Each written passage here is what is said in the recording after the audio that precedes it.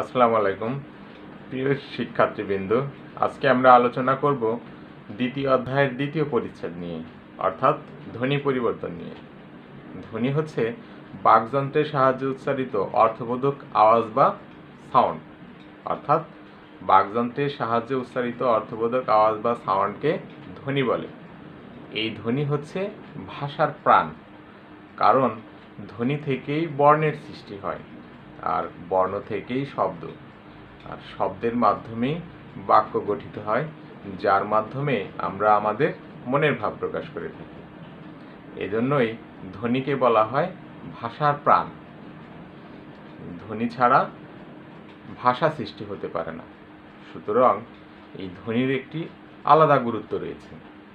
সেই গুরুত্বকে অনুধাবন করে বিভিন্ন ভাষা তাত্ত্বিকগণ বা বৈয়াকরণিকগণ বিভিন্ন সময়ে প্রত্যক্ষ করেছেন যে শব্দের মধ্যে কিভাবে এই ধ্বনিগুলোর পরিবর্তন সাধিত হয়। তারই ধারাবাহিকতায় তারা কতগুলো সূত্রে আবদ্ধ করেছেন, অর্থাৎ তারা কতগুলো সূত্র তৈরি করেছেন। আজকে আমরা সেই সূত্রগুলো নিয়ে আলোচনা করব। বোর্ডে দেখতে পাচ্ছ অনেকগুলো উদাহরণ দেয়া আছে। প্রত্যেকটা সূত্রের একটি করে উদাহরণ দেয়া আছে। এই উদাহরণের সূত্র ধরে আমরা প্রত্যেকটি বিষয়ের সংজ্ঞা বা পরিবর্তনের কারণ জানতে চেষ্টা করব। আশা করি তোমরা মনোযোগী হবে আর কথা বলবে না। যদি কারো প্রশ্ন থাকে লিখে রাখো। আমার এই শিক্ষণ শেখানো কার্যক্রমের সমাপ্তিতে তখন তোমাদের প্রশ্নগুলো করবে। আশা করি বুঝতে পেরেছ। তো এখন আমরা 1 নম্বর উদাহরণে চলে যাই। 1 নম্বর উদাহরণে দেয়া আছে, একটা উদাহরণ আছে রত্ন। রত্ন ভেঙে লেখা আছে রতন, অর্থাৎ যুক্ত বর্ণ একটা সংযুক্ত ব্যঞ্জন বর্ণ আছে। যুক্ত ব্যঞ্জন বর্ণের মাঝখানে একটা অ চলে আসছে। যখন ভেঙে লেখা হয়েছে রত্ন, রতন, অর্থাৎ মাঝখানে একটা অ চলে আসছে। তাহলে উচ্চারণের সুবিধার জন্য যুক্ত ব্যঞ্জন বর্ণের মাঝখানে যদি স্বরধ্বনির আগমন ঘটে বা স্বরধ্বনি উচ্চারিত হয়, তখন তাকে বলে মধ্য স্বরাগম। তাহলে এখানে আমরা দেখি যে মাঝখানে বা মাঝে একটা স্বরধ্বনির আগমন ঘটেছে, এই জন্য একে বলে মধ্য স্বরাগম।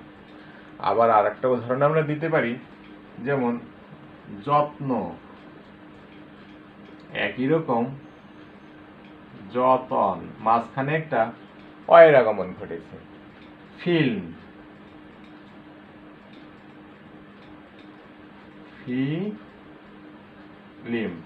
মাঝখানে একটা রস্বইকারের আগমন ঘটেছে, স্বরের আগমন ঘটেছে। সুতরাং এটি মধ্য স্বরাগমের একটি উৎকৃষ্ট উদাহরণ। 1 নম্বর নিয়ম গেল। এরকম করে 18টি নিয়ম আমরা এখানে আজকে আলোচনা করব।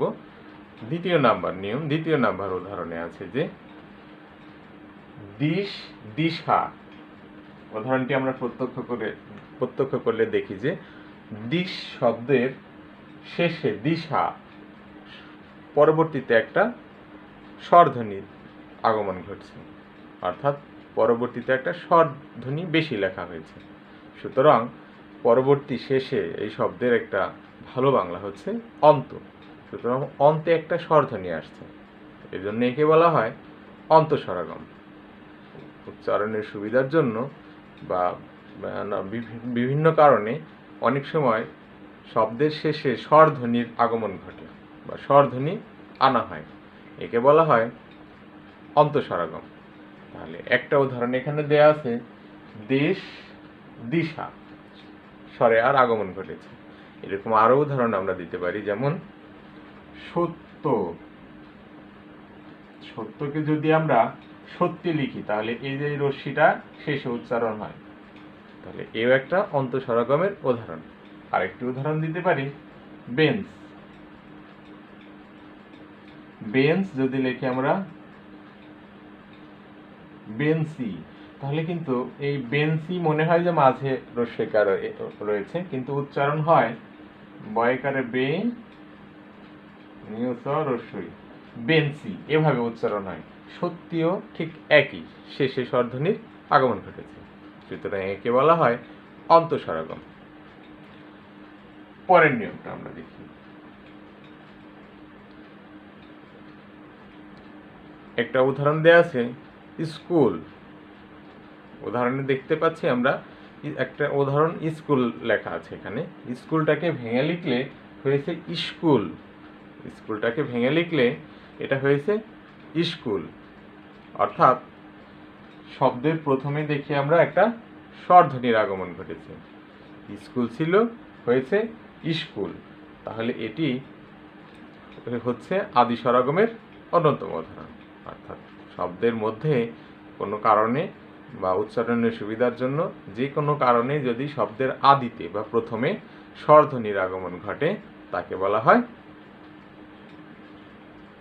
আদি স্বরাগম।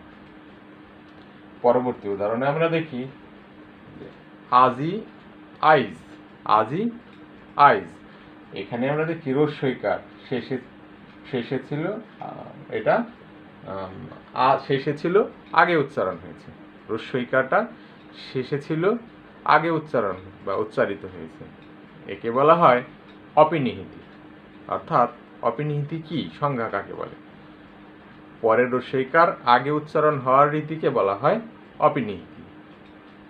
পরের রস্যইকার অর্থাৎ শব্দের মধ্যে শেষে যে রস্যইকার থাকে সেটি আগে উচ্চারণ হওয়াকে বলা হয় অপিনিহিতি। উদাহরণে আমরা দেখছি আজি, তাহলে আজ ই শব্দের রস্যইকার উচ্চারণ হয় এরকম, আজ ই, আজি। এটাকে যদি আমরা এইভাবে লিখি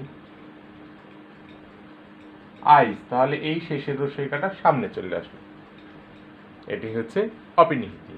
মনে রাখতে হবে অপিনিহিতি একটা বিষয় শুধু, যে রস্যইকার শেষে থাকে সেটাকে সামনে নিয়ে আসতে হবে, এটাই হচ্ছে অপিনিহিতি। আরো উদাহরণ আমরা দিতে পারি, রাখিয়া, অপিনিহিতের উদাহরণ। রাখিয়া কি হবে একটু চিন্তা করো, রাখিয়া, রাখিয়া খি, ক্ষয় রস্যি, রাখি, তাহলে রয়াকার রস্যই, রাই খা, এই যে পরের রস্যইকার আগে চলে আসছে, রাই খায়, সুতরাং এটি একটি অপিনিহিতের উদাহরণ। তেমনি চারি, চার ই, এটাকে আমরা চাই, পরের এটা রস্যই উচ্চারণ হয়েছিল চার ই, এভাবে শেষে এখানে চলে আসছে আগে, সুতরাং এটি অপিনিহিতের উদাহরণ। এরপরে আমরা দেখি পরবর্তী উদাহরণ, ধপ ধপ, ধপাধপ। উদাহরণে দেয়া আছে ধপ ধপ আর ধপাধপ। সাধারণত একই শব্দ বারবার উচ্চারণ না করে মাঝখানে যদি বা মাঝে যদি আমরা একটা স্বরধ্বনি আনি তখন তাকে বলা হয় অসমীকরণ। অর্থাৎ একই শব্দ বারবার উচ্চারণ না করে মাঝখানে স্বরধ্বনি আনয়ন করা বা উচ্চারণ করাকে বলা হয় অসমীকরণ। যেমন এখানে আছে ধপ ধপ, ধপ ধপ না লিখে আমরা যদি লিখি যে ধপা ধপাধপ, তেমনি টপ টপ, টপ টপ করে পড়ো তো আমরা বলি অনেক সময়, এটা না লিখে যদি বলি আমরা টপা টপ, টপাটপ করে পড়াটা বলে ফেলো, টপটপ করে যেটা খাচ্ছ তাড়াতাড়ি টপাটপ করে গেল, তেমনি কটকট, কটাকট। এই হলো অসমীকরণের উদাহরণ। পরবর্তীতে আমরা দেখি যে মূলা আর হচ্ছে মূলো, মূলা আর মূলো। এখানে আমরা দেখি যে উদাহরণটা প্রত্যক্ষ করলে মূলা মূলতে, মূলত মূলা মূলো, এই পূর্বধ্বনি পরের ধ্বনিকে নিজের মতো করেছে। অর্থাৎ এখানে যে যারা ছিল, এখানে যারা ছিল তাদের সরিয়ে দিয়ে নিজে এই জায়গাটা দখলে স্থাপন করছে। সরিয়ে দিয়ে মানে এই আকার ছিল, আকারকে সরিয়ে দিয়ে ওকার বলছে যে এখানে আমি থাকবো, তুমি থাকতে পারবে না। তখন এই আকারের জায়গা দখল করে ওকার হয়ে গেছে। তাহলে মোলা ছিল হয়েছে মূলো। আর এই যে পরিবর্তন জোর করে বা স্থান দখল করে একটি স্বরের প্রভাবে মানে একটি স্বরধ্বনির প্রভাবে শব্দের অন্য স্বরধ্বনির পরিবর্তন ঘটলে তখন তাকে বলা হয় স্বরসঙ্গতি। সুতরাং এটি একটি স্বরসঙ্গতির উদাহরণ। স্বরসঙ্গতি কি আবার বলছি, একটি স্বরের প্রভাবে শব্দের মধ্যে অন্য স্বরধ্বনির পরিবর্তন ঘটলে তাকে বলা হয় স্বরসঙ্গতি। যেমন এই যে মোলা আকারকে পরিবর্তন করেছে, এই ওকারের প্রভাবে এটা পরিবর্তন হয়েছে, এটাকে বলা হয় স্বরসঙ্গতি। আবার আরো উদাহরণ আছে, যেমন দেশ দিশি। দেশ যদি আমরা বলি, দেশ দিশি, দেশ হয়েছে কি দিশি, না এটা হবে দেশি, দেশি হয়েছে দিশি। এখানেও দেখি আমরা যে এই স্বরধ্বনি রস্বইকার আসার ফলে এই এখানে যে একার ছিল এটা চলে গেছে, মানে সরায় দিছে, মানে অন্যকে সরিয়ে নিজে জায়গা দখল করাকে বলা হয় স্বরসঙ্গতি, সহজ কথা। তেমনি বিলাতি, বিলাতি, বিলাতি, এটা যদি লিখি আমি বিলিতি, তাহলে এখানে কিন্তু আকার ছিল না, এই আকারটাকে সরিয়ে দিয়ে আর একটা রস্বইকার এখানে জায়গা দখল করছে, সরিয়ে দিয়ে, তাহলে এই জন্য এটাকে বলা হয় স্বরসঙ্গতি। যে আমি আগে আসলাম, আগে এসে সামনের বেঞ্চে বসছি, পরে আর একজন এসে সে একটু প্রভাব খাটিয়ে জোর খাটিয়ে আমাকে সরিয়ে দিয়ে সে এসে জায়গা দখল করে বসে পড়লো। এই যে একজনকে সরিয়ে দিয়ে ওই স্থানটা দখল করে, এটাকে বলা হয় স্বর সঙ্গতি। এই স্বর সঙ্গতি আবার শ্রেণী বিভাগ আছে, স্বর সঙ্গতির আবার শ্রেণী বিভাগ আছে, 5টি শ্রেণীতে বিভক্ত করা হয়। স্বর সঙ্গতি আবার 5 ভাবে সংগঠিত হয়ে থাকে। যেমন প্রগত স্বর সঙ্গতি 2 নাম্বার, পরাগত স্বর সঙ্গতি 3 নাম্বার, মধ্যগত স্বর সঙ্গতি 4 নাম্বার, অন্যান্য স্বর সঙ্গতি 5 নাম্বার, চলিত ভাষার স্বর সঙ্গতি, তো চলিত বাংলার স্বর সঙ্গতি। এখন প্রগত স্বর সঙ্গতি কি, আমরা প্রথম উদাহরণটি যদি দেখি বা আরেকটি উদাহরণ যদি আমরা দিই, এখানে জুতা, জুতো, তাহলে প্রথম ধ্বনি স্বরধ্বনিটি যদি পরের স্বরধ্বনিকে নিজের মতো তৈরি করে, যেমন এখানে ছিল তা ছিল, এখানে হয়েছে ওকার, জুতা শব্দে তা ছিল সেখানে হয়েছে ওকার। এই যে পরিবর্তন হলো, আদি স্বর পরবর্তী স্বরধ্বনিকে, আদি মানে আগের স্বরধ্বনিটা পরের স্বরধ্বনিকে আকারকে নিজের মতো করেছে, এটাকে বলা হয় প্রগত স্বর সঙ্গতি।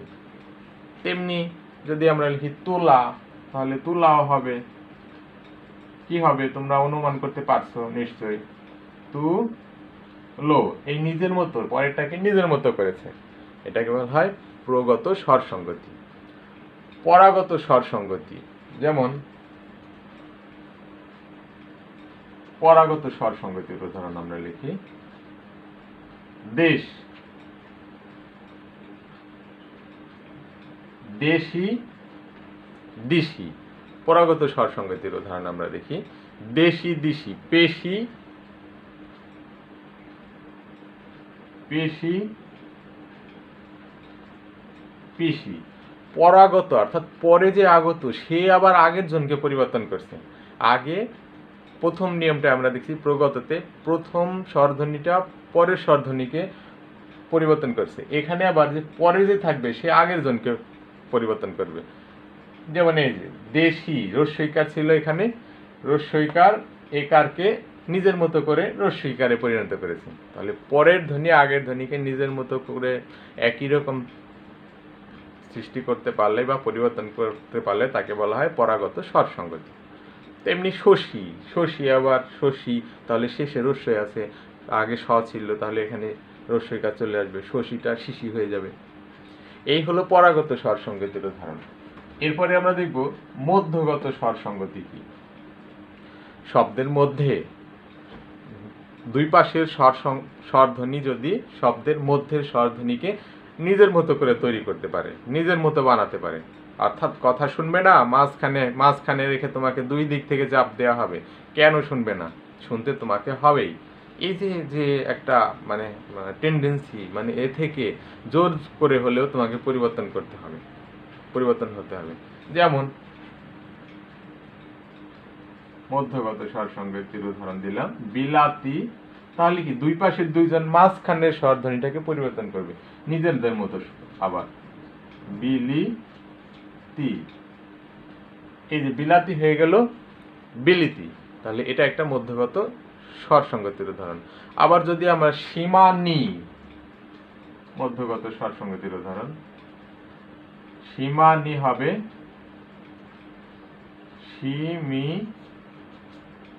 সিমিনি, মানে দুই পাশে দুইজনের মতো নিজের মতো তৈরি করা। তারপর লুবানু, লরসুকারে লু, বয়াকারে বা, শেষে আবার নরসুকারে নু, দুই পাশে রস্যু, মাঝখানেরটা শুধু ব আছে, তাহলে কি হবে লুবুনু। বুভাক্ষু, বু বয়সকারে বু আছে, শেষে রস্যুকার আছে, মাঝখানে ভা আছে, সুতরাং নিজেকে তাহলে পরিণত করতে হবে মাঝখানেটিকে, তাহলে বুভুক্ষু। এটা হলো মধ্যগত স্বর সংগতির উদাহরণ। অনন্য স্বর সংগতি, শব্দের মধ্যে যে কোনো দুইটাই পরিবর্তন হতে পারে, এটাকে বলা হয় শব্দের মধ্যে যে কোনো দুইটা স্বরধ্বনি যদি পরিবর্তন হয় তাহলে সেগুলোকে বলা হয় অনন্য স্বর সংগতি। যেমন অনন্য স্বর সংগতির উদাহরণ, মোজাদ আমরা পরিধান করি, দুইটা মকারে মো ছিল, মরসুক হয়েছে, আর জকারে জো হয়ে গেছে, তাহলে দুইটা ধ্বনিরই কি হয়েছে পরিবর্তন হয়ে গেছে। আবার বোজাকে আবার আমরা বলতে পারি এরকম অনন্য সমীকরণে বুঝো, দুইটা স্বরধ্বনিরই পরিবর্তন। অথবা আবার প্রত্যক্ষ করা যায়, এখানে যেটা ছিল পাশেরটাকে দিয়ে নিজে আবার অন্যটি গ্রহণ করেছে। এই যে পরিবর্তন, মানে শব্দের মধ্যে দুইটা স্বরধ্বনিরই পরিবর্তন হওয়াকে বলা হয় অনন্য স্বর সংগতি। তারপরে আছে পরে আরেকটা উদাহরণ আমরা দেখি, চলিত বাংলার স্বর সংগতি কি? চলিত বাংলার স্বর সংগতি সাধারণত ভাষার পরিবর্তনের কারণে অনেক সময় স্বরধ্বনির পরিবর্তন ঘটে থাকে। এই যে পরিবর্তন, একে বলা হয় মানে ভাষার প্রয়োজনীয়তার কারণে সাধু থেকে চলিত বা তৎসম সংস্কৃত থেকে চলিত, এই যে পরিবর্তন করা, পরিবর্তনের ফলে যে ধরনের স্বরধ্বনির পরিবর্তন ঘটে, এগুলোই হচ্ছে কি চলিত বাংলার স্বর সংগতি। যেমন গিলা, এগুলো একটু মনে রাখার চেষ্টা করতে হবে। গিলা গেলা, গিলা গেলা, তেমনি আবার মেলা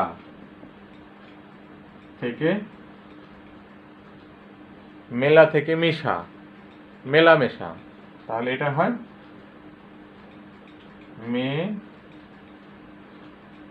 মেশা। আবার ইচ্ছা থেকে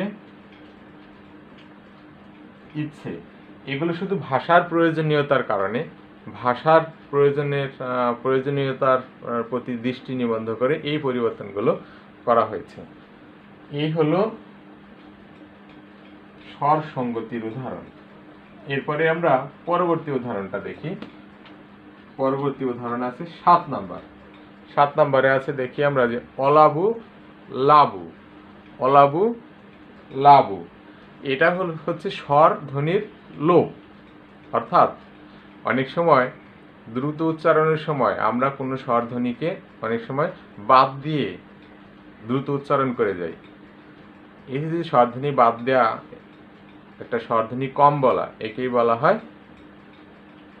সম্প্রকর্ষ বা স্বরলোপ। তাহলে স্বরলোপের অন্য নাম কি?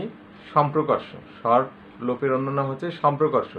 যেমন স্বরলোপের উদাহরণ,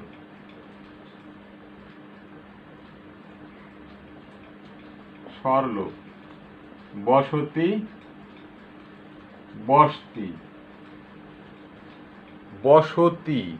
বসতি শব্দটি সহকারে সো তার স্বীকারিতি, ওকার কিন্তু এখানে লোপ পেয়েছে, বসতি হয়েছে। তেমনি জানালা, জানালা হয়েছে জানলা। এই যে আমরা শব্দের মধ্যে কোনো কোনো বর্ণকে, কোনো কোনো স্বরধ্বনিকে বাদ দেই, এই বাদ দেওয়াটা অর্থাৎ দ্রুত উচ্চারণের সময় যে আমরা কোনো স্বরধ্বনি বাদ দিয়ে থাকি বা স্বরধ্বনিকে উচ্চারণ করি না, উচ্চারণ না করে নতুন একটা শব্দের উচ্চারণ করে থাকি, নতুন একটা স্বরধ্বনির উচ্চারণ করে থাকি, এগুলোকেই বলা হয় কি স্বর লোপ বা সম্প্রকর্ষ। এই সম্প্রকর্ষ আবার 3 ভাগে ভাগ করা হয়, বা স্বরলোপকে 3 ভাগে ভাগ করা হয়। স্বরলোপ, আদি স্বরলোপ, প্রথমটি হচ্ছে আদি স্বরলোপ, অন্ত স্বরলোপ, আর একটা হচ্ছে মধ্যগত স্বরলোপ। আদি স্বরলোপ, অন্ত স্বরলোপ, আরেকটি হচ্ছে মধ্যগত স্বরলোপ। এখন আদি স্বরলোপ কি? অর্থাৎ আদি আমরা বুঝতে পারছি শব্দের আগে প্রথম কোনো বর্ণ যদি লোপ পায়, যেমন উদাহরণে আমরা লিখে রেখেছি অলাবু, এটা অলাবু না বলে আমরা যদি লাবু বলি তাহলে এই যে অবাদ পড়ে গেছে, এটা হলো আদি স্বরলোপ। তেমনি এবার উদ্ধার, উদ্ধার, উদ না বলে আমরা হার বলি, তাহলে এটা একটা আদি স্বরলোপের উদাহরণ। এরপরে আমরা দেখি অন্ত স্বরলোপ। অন্ত স্বরলোপ কি? যেমন আশা, আশা, আশ, শেষে স্বরে আছিল, লোপ পেয়েছে। দিশা,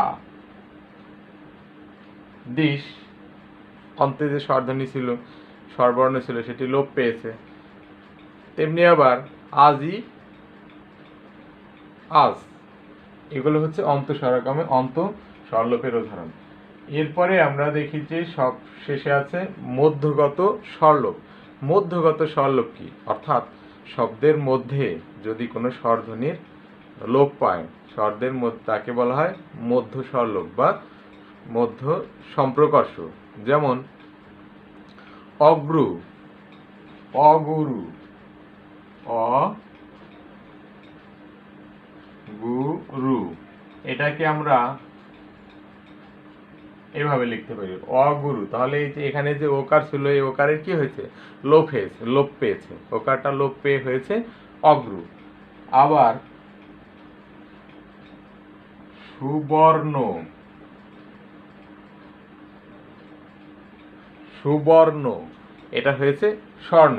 তাহলে এই যে যেখানে ওকার মধ্যবর্তী যে ওকার লোপ পেয়েছে, সুতরাং এটা হয়েছে কি একটা মধ্যগত স্বরলোপ।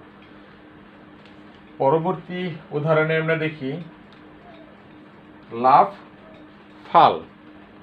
পরবর্তী উদাহরণ আছে কি লাভ, আর একটি হলো ফাল। একে বলা হয় ধ্বনি বিপর্যয়। অর্থাৎ পাশাপাশি দুটি ধ্বনির একটি আরেকটির স্থান দখল করলে, পরিবর্তন করলে তাকে বলা হয় ধ্বনি বিপর্যয়। অর্থাৎ পাশাপাশি দুটি ধ্বনির একটি অন্যটির সাথে স্থান পরিবর্তন করলে তাকে বলা হয় ধ্বনি বিপর্যয়। যেমন লাভ থেকে ধ্বনি বিপর্যয়, লাভ থেকে ফাল, এখানে ফ শেষে ছিল, আগে আসছে। বাক্স, বাক্স থেকে বাসক। এই যে পাশাপাশি দুটি ধ্বনির স্থান পরিবর্তন, একটি আরেকটিকে সরিয়ে দিয়ে নিজে সেই জায়গা দখল করা, একে বলা হয় ধ্বনি বিপর্যয়। তেমনি আরো অনেক উদাহরণ আছে। রিক্সা, রিস্কা, পিচাস, একে বলা হয় পিশাচ। এগুলো হচ্ছে ধ্বনি বিপর্যয়ের উদাহরণ। পরবর্তী উদাহরণে আমরা দেখি যে আছে জন্ম আর জন্ম।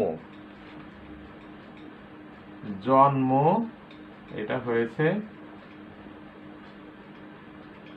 জন্ম। অর্থাৎ এখানে আমরা প্রত্যক্ষ করি যে ন আর ম ছিল, তাহলে শেষের যে ম ছিল সেই মটা এই আগের নকে নিজের মতো ময়ে রূপান্তর করছে, অর্থাৎ একে বলা হয় সমীভবন, মানে সমান করা।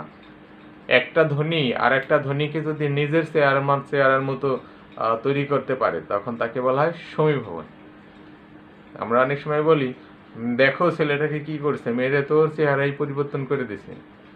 এই যে ধ্বনিগুলো মেরে হোক, কেটে হোক, যেভাবেই হোক, অন্যকে নিজের মতো, নিজের চেহারার মতো পরিবর্তন করা, রূপান্তর করা, একে বলা হয় সমীভবন। সমীভবন আবার তিন প্রকার, তিন ভাবে হয়ে থাকে। সমীভবন তিন প্রকার: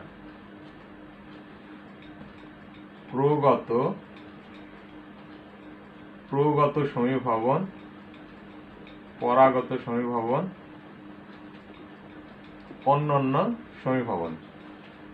সমীভবন তিন শ্রেণীতে বিভক্ত: প্রগত, পরাগত, আরেকটি হচ্ছে অন্যান্য। প্রগত সমীভবন যেমন চক্র,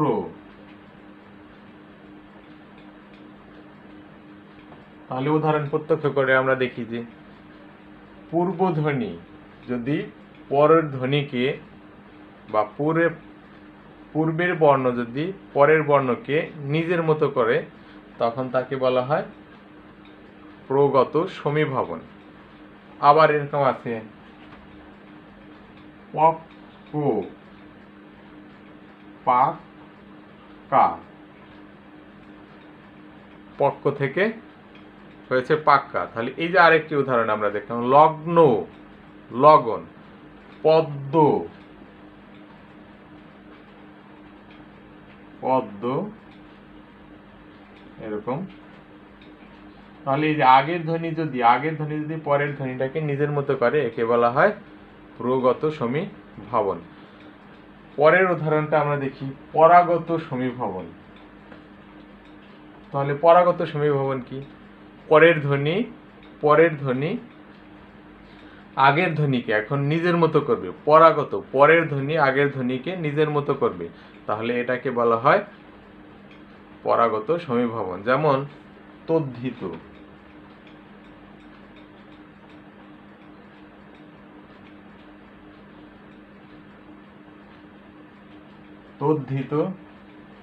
তদ্ধিত একটা উদাহরণ আমরা বলি। তজ্জন্য, আরেকটি যদি আমরা বলি তজ্জন্য হবে ত জয় জ নয় ন। এই উদাহরণ দুইটি আমরা প্রত্যক্ষ করলে দেখি যে পরের ধ্বনি জ, দেখো এখানে জ ছিল, পরের ধ্বনিটাকেও এখানে জয় রূপান্তর করছে। তদ্হিত, এখানে তদ্হিত ছিল, পরের ধ্বনিটাকে নিজের মতো রূপান্তর করেছে, এটাকে বলা হয় পরাগত সমীভবন। আবার উন্মুখ শব্দ যদি আমরা বলি,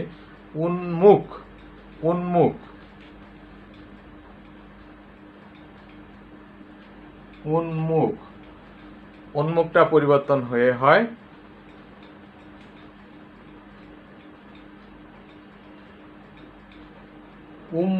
উন্মুখটা পরিবর্তন হয়েছে তেমনি উন্মুখ, অর্থাৎ পরের ধ্বনি আগের ধ্বনিকে নিজের মতো করেছে। এটা হচ্ছে পরাগত সমীভবনের উদাহরণ। অনন্য সমীভবন আরেকটি, সর্বশেষ আছে অনন্য সমীভবন। তাহলে অনন্য সমীভবন কি? অনন্য সমীভবনে আমরা দেখি যে শব্দের মধ্যবর্তী যে কোনো পরিবর্তন, শব্দের যে কোনো পরিবর্তন, প্রাকৃত সত্য, মানে দুইটাই পরিবর্তন, সংস্কৃত সত্য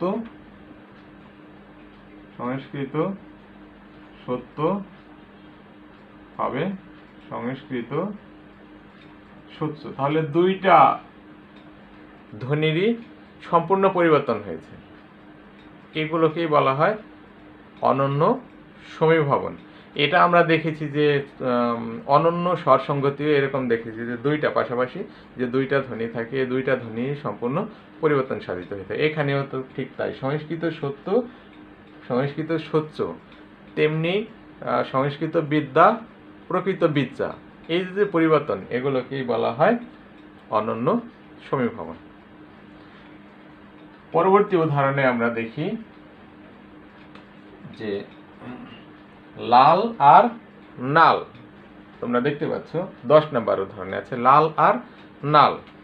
এই উদাহরণে প্রথমে দুইটা সমবর্ণ ছিল, একই বর্ণ ছিল, তারপরে পরিবর্তন হয়ে গেছে একটা বর্ণ, লাল থেকে নাল রূপান্তর হয়েছে। তো এই কি ধরনের পরিবর্তন? একে বলা হয় বিষমীভবন। অর্থাৎ দুটি সমবর্ণের একটি পরিবর্তনকে বলা হয় বিষমীভবন।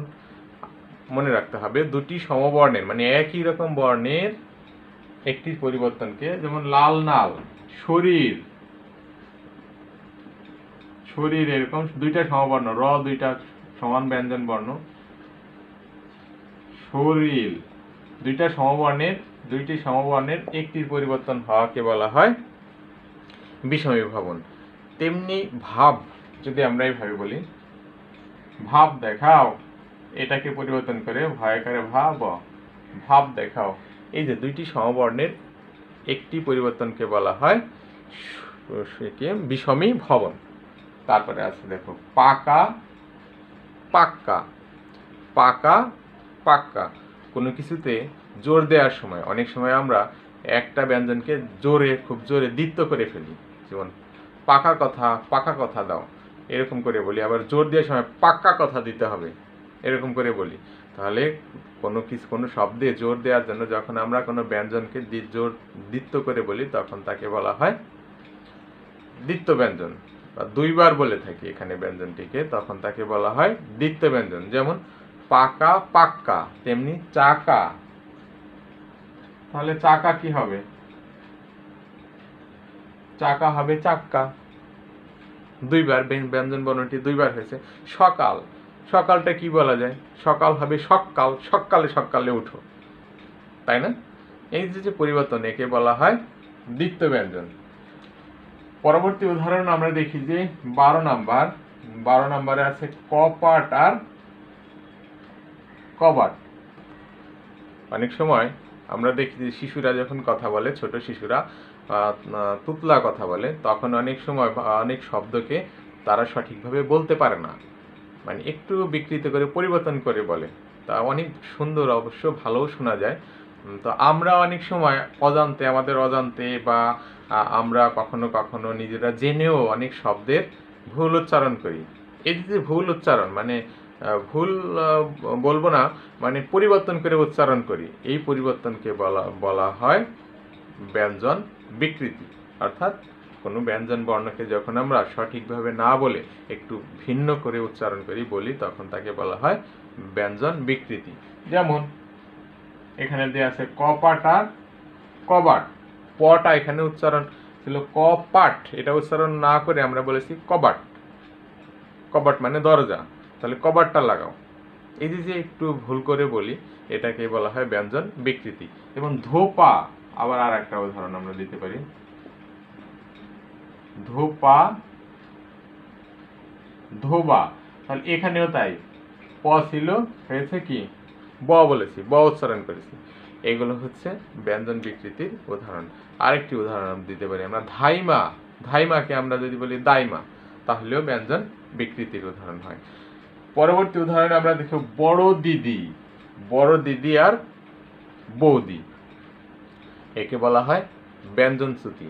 অর্থাৎ পাশাপাশি দুইটি সমবর্ণের একটির উচ্চারণ করাকে, পাশাপাশি সহজ কথায় দুইটি সমবর্ণ যদি উচ্চারণ না করে একটি উচ্চারণ করি, তখন তাকে বলা হয় ব্যঞ্জন চ্যুতি। চ্যুতি মানে বিচ্ছিন্ন করা, অর্থাৎ বিচ্ছিন্ন করে দেয়া, বাদ দেয়া। বুঝতে পেরেছ আশা করি, যে দুটি সমবর্ণের একটির উচ্চারণ করাকে বলা হয়, বা একটিকে বাদ দিয়ে দেয়াকে বলা হয় ব্যঞ্জন চ্যুতি। তাহলে ব্যঞ্জন চ্যুতির উদাহরণ বড় বউ দিদি। আবার যদি আমরা আর একটা উদাহরণ বড় দাদা, একে আমরা বলি বড়দা। ছোট দিদিকে তেমনি আমরা বলি ছোটদি। এই যে পরিবর্তন করে বলি, একটা কম বলি, একে বলা হয় ব্যঞ্জন চ্যুতি। পরের উদাহরণটা আমরা দেখি ফাল্গুন ফাগুন। উদাহরণটা প্রত্যক্ষ করে দেখবো যে এখানে বর্ণগুলো কয়টা বর্ণ আর পরবর্তীতে কয়টি বর্ণ আছে। আসলে এখানে ছিল ফাল্গুন, ল ছিল একটা, এখানে সেই লয়ের অনুপস্থিত। সুতরাং এখানে কোথায় অনুপস্থিত? শেষেও না, প্রথমেও না, মাঝখানে। মাঝখানে থাকে আমাদের অন্তর, মন থাকে আমাদের শরীরের মধ্যে। সুতরাং আমরা জানি যে এখানে একটা হার্ট আছে, সেখানে একটা মন আছে। সেই মন থাকে কি আমাদের শরীরের মধ্যে, অন্তরের, অন্তর বলা হয় যাকে। তো এই যে অন্তর্হুতি, মানে মাঝখান থেকে কোনো কিছু বাদ দেওয়া বা চলে যাওয়া, কোনো বর্ণের বিচ্যুতি ঘটানো, একে বলা হয় অন্তর্হুতি। যেমন ফাল্গুন হয়েছে কি ফাগুন, তেমনি ফলাহার, এটাকে যদি আমরা লিখি ফলার, তাহলে মাঝখানের এখানে হ চলে গেছে। তাহলে এই যে মাঝখানে যদি কোনো বর্ণের লোপ পায়, চলে যায়, সেগুলোকে বলা হয় অন্তর্হুতি। তেমনি আহলিদা না বলে যদি আমরা বলি আলাদা, তাহলেও এখানে মাঝখানের বর্ণের লোপ হয়, অন্তর্হুতি হয়। এরপরে দেখি আমরা পরবর্তী উদাহরণ আছে শুনিয়া শুনে, এটিকে বলা হয় অবিশ্রুতি। এটিকে বলা হয় অবিশ্রুতি।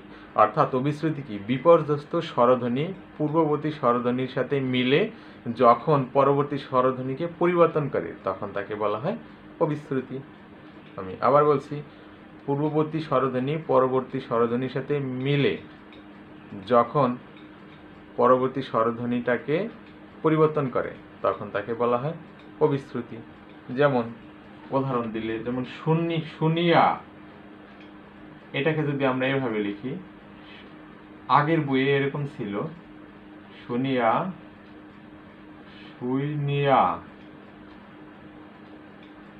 শুনে, তাহলে এই যে মাঝখানে দেখো একটা পরিবর্তন হয়েছে, বিপর্যস্ত বলা হয় কেন?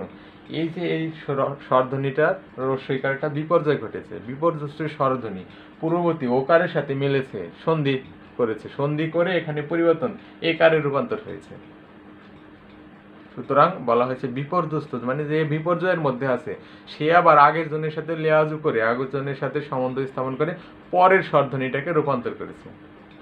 সুতরাং এই যে রূপান্তর, একে বলা হয় অবিশ্রুতি। আবার কইরা করে, করিয়া থেকে করে, ধরিয়া থেকে তেমনি ধরে, হাউটা হেঁটে, এগুলো হচ্ছে অবিশ্রুতির উদাহরণ। পরবর্তীতে আমরা দেখি যে তর্ক, 16 নম্বরে আছে তর্ক হয়েছে কি?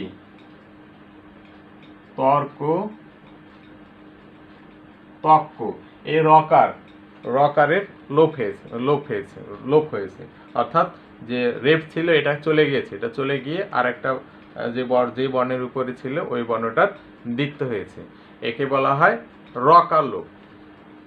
সাধারণত আধুনিক চলিত বাংলায় এই ধরনের পরিবর্তন দেখা যায়, বা চলিত বাংলার প্রয়োজনীয়তার কারণে এই লকারের লোপ হয়ে থাকে।